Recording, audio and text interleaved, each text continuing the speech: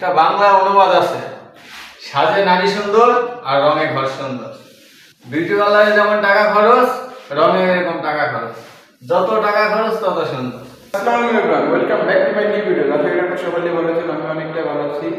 আর আজকে অনেকদিন পরে ব্লগ দিতেছি, কারণ এই কয়েকদিন ব্যস্ততার কারণে ব্লগ দিতে পারি নাই।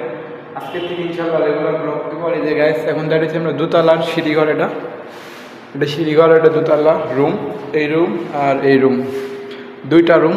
দোতলা অবশ্য দুইটাই রুম, দোতলায় দুইটাই রুম আর এই বেলকনিটা সহ। আর এটার কাজ প্রায় শেষ বলতে গেলে এটার কাজ সম্পূর্ণটাই শেষ। এই রুমের আর কোনো কাজ বাকি নাই। এই রুমে রং করা, গ্রিলের রং সব কিছুই শেষ। এই যে দেখেন, গ্রিল একদম পুরো নতুন। আর এই যে লাইট না জ্বালালে বুঝতে পারবেন না। এই যে দেখেন, এই রুমের কাজ সম্পূর্ণ কাজ শেষ।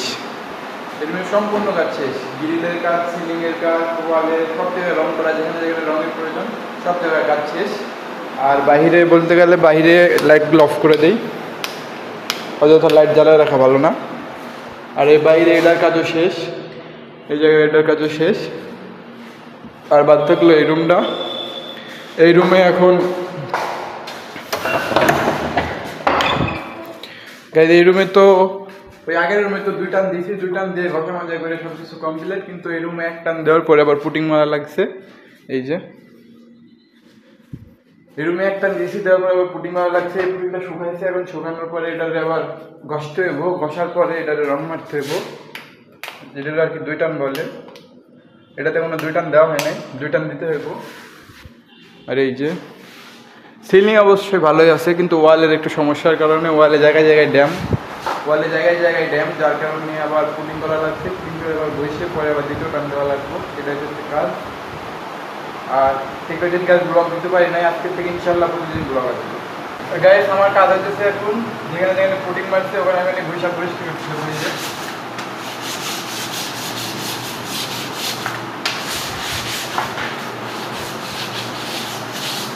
বসতে বই এটাতে বৈশা পরিষ্কার করতে হবে। পরিষ্কার করার পরে যেখানে দাগ আছে দাগগুলো সমান হবে, সমান হলে পরে রং মারতে হবে। আর গায়ে এই রুমটা কিন্তু ঘষা শেষ। এই রুমের ঘষাঘষি জেনে জেনে ঘষাঘষি করার দরকার।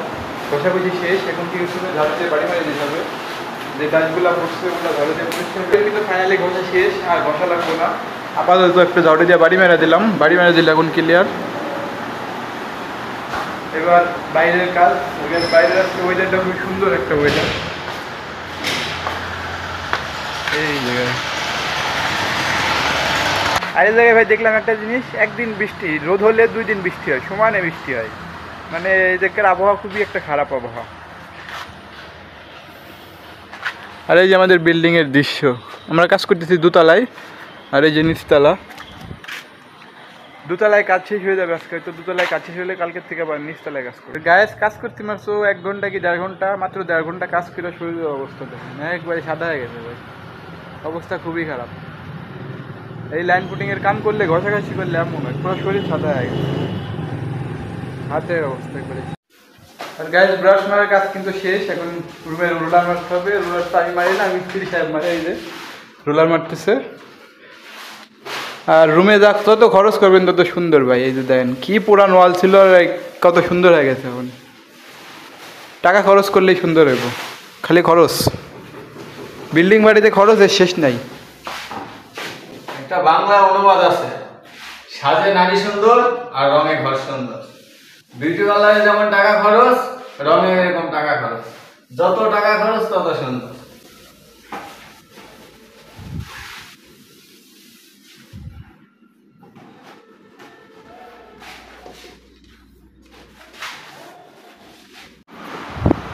অবশেষে গায়ে কাজ কাম শেষ। সারাদিন বহুত পরিশ্রম করছি, আর আপনাদের মাঝে ভিডিও বানাইছি, কাজের ফাঁকে ফাঁকে ভিডিও বানাইছি। ভিডিওটি যদি ভালো লাগে অবশ্যই একটি লাইক করবেন। আর ভিডিওটি এখানেই শেষ করব। আমাদের চ্যানেলে নতুন হলে চ্যানেলটিকে সাবস্ক্রাইব করে আমাদের পাশে থাকবেন। ধন্যবাদ।